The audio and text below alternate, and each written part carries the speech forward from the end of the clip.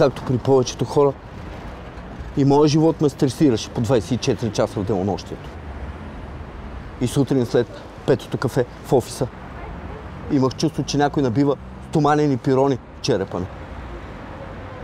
Познато ли ти? Бях убеден, че нищо не може да се направи, че няма спасение.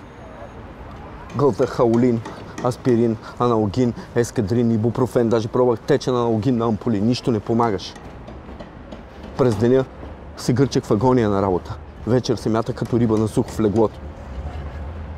Бях отчаян. Тогава открих това, което ми трябва.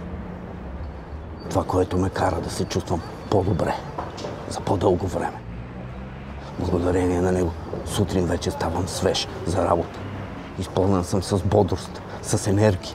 Ако го взимам всеки ден, то трайно премахва главоболията ми, както нищо друго от аптеката.